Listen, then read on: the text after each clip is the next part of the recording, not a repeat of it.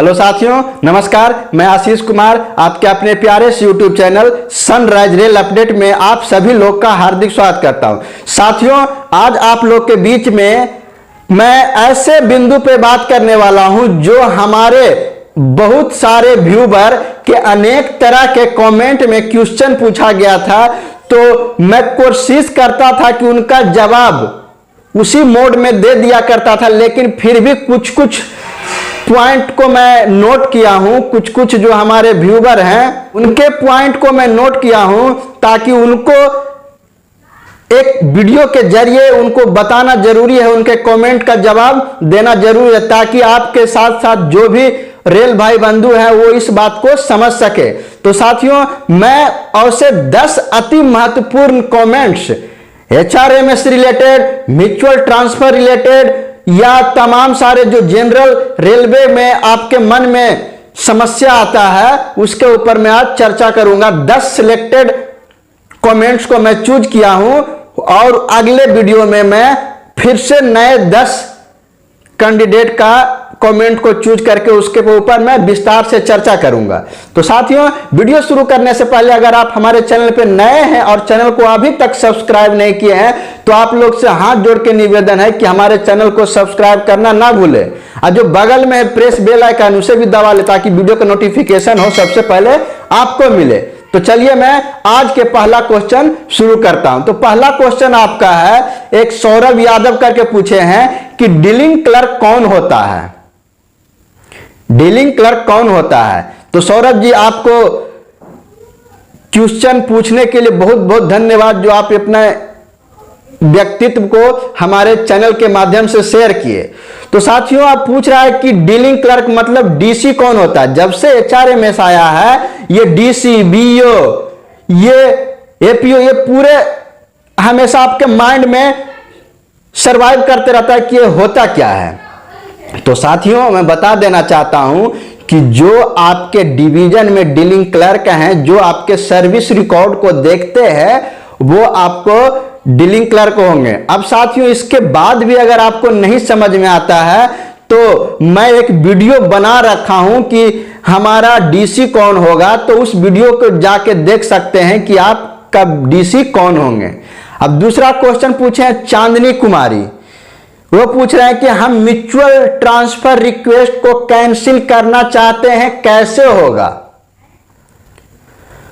तो मैं आपको बता देना चाहता हूं कि चांदनी जी, कि जब आप म्यूचुअल ट्रांसफर लगाते हैं तो पहले आप क्लियर कर लें कि आप कैंसिल ना करें। अगर कैंसिल करने की भी नौबत आती है तो वो इस कंडीशन में कैंसिल होगा जब दोनों तरफ से आपका एनओसी ग्रांट हो जाएगा, उसके बाद आपका म्यूचुअल ट्रांसफर किसी भी कीमत पे नहीं कैंसिल होगा। हाँ, ऑफिसर या चाहे तो आपसी दोनों की सहमति होगी तो हो सकता है कि स्पेशल रिगार्डिंग के द्वारा कैंसिल किया जा सकता है। और अगर आपका एनओसी नहीं हुआ है तो आप एक एप्लीकेशन सीनियर डीपीओ साहब के नाम से दे सकते हैं। उसमें कोई ठोस रीजन देना पड़ेगा कि किस कारण से आप म्यूचुअल ट्रांसफर को कैंसिल करना चाहते हैं, तो आपका कैंसिल हो सकता है। अब तीसरा क्वेश्चन चंद्रकला जी पूछे हैं, वो पूछ रहे हैं कि डिवीजन और हेडक्वार्टर में क्या डिफरेंट है।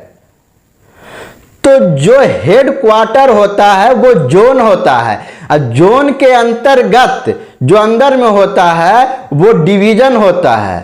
तो यही आपका अंतर्गत है कि जो हेडक्वार्टर आपका जोन है उसके अंतर्गत में आपका डिवीजन आता है।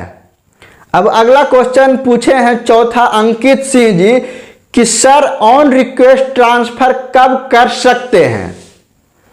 तो साथियों, मैं आपको इसके ऊपर भी एक वीडियो बना रखा हूं कि ऑन रिक्वेस्ट के लिए सर्विस कितना साल पूरा होना चाहिए। अगर आप उसे नहीं देखे हैं तो जाके हमारे प्लेलिस्ट से उस वीडियो को देख सकते हैं। फिर भी मैं आपको बता देना चाहता हूं कि मिनिमम जो आपकी जोनल ट्रांसफर है उसमें आपकी सर्विस 5 साल पूरा होने के बाद आप कर सकते हैं। उसके साथ में अगर आप डिविजनल ट्रांसफर चाहते हैं तो उसमें कोई लिमिट समय सीमा की नहीं है, और स्पाउस ग्राउंड है तो उसमें भी कोई समय सीमा की लिमिट नहीं है। अब अगला क्वेश्चन पूछ रहे हैं हमारे तेजस जी हैं, वो बोल रहे हैं कि सबसे पहले म्यूचुअल के लिए कौन फॉर्म अप्लाई करे कि ठीक हो। तो तेजस जी, मैं आपको बता देना चाहता हूं कि इसमें कोई ऐसा स्पेशल केस नहीं है कि HRMS में सबसे पहले कौन फाइल को फिलअप करे।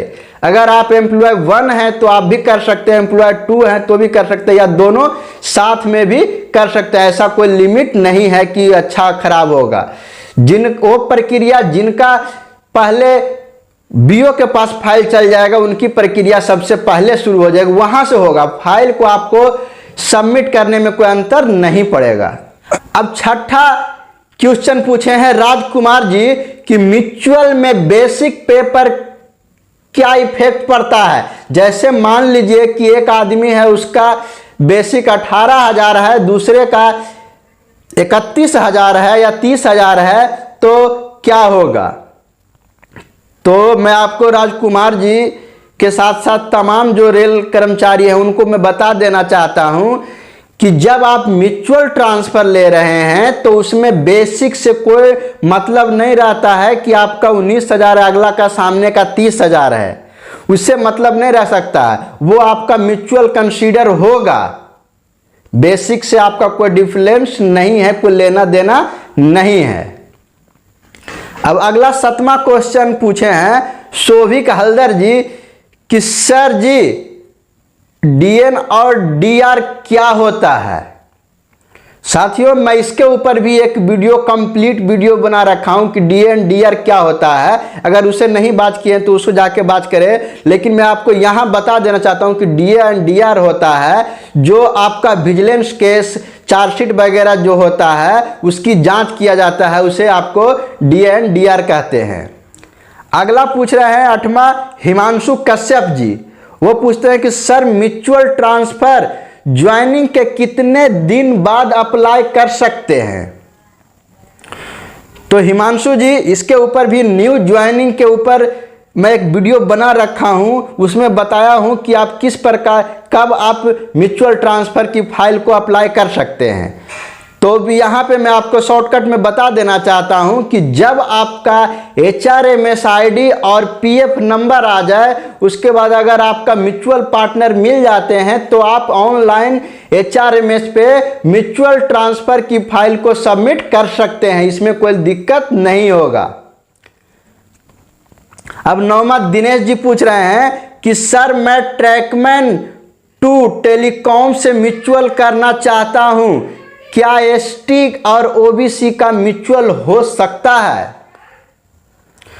साथियों, अगर आपका लेवल 1 है, ग्रुप D कर्मचारी हैं, तो आप किसी भी डिपार्टमेंट के साथ म्यूचुअल कर सकते हैं। उसमें एक शर्त यह होना चाहिए कि उस डिपार्टमेंट का जो मेडिकल स्टैंडर्ड है वो आपके एलिजिबल होना चाहिए, आपके पास वो होना चाहिए, तो आप म्यूचुअल लगा सकते हैं। और रही बात SC और OBC के साथ म्यूचुअल का, तो अगर आप ओपन मार्केट RSC या RRB से अगर भर्ती हुए हैं तो उसमें कोई दिक्कत नहीं होगा, अन्यथा आपको कैटेगरी मायने रखता है। इसके ऊपर भी मैं वीडियो बना रखा हूं, तो उसे भी जाके आप देख सकते हैं। और आपका 10वां लास्ट क्वेश्चन पूछे हैं राजेंद्र जी।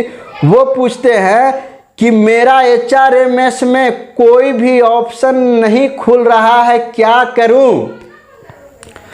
तो साथियों, इसके ऊपर भी मैं एक वीडियो बनाया था जो हाल फिलहाल आज से 2-4 दिन पहले बनाया था, उसमें अच्छा आप लोग का सपोर्ट मिला।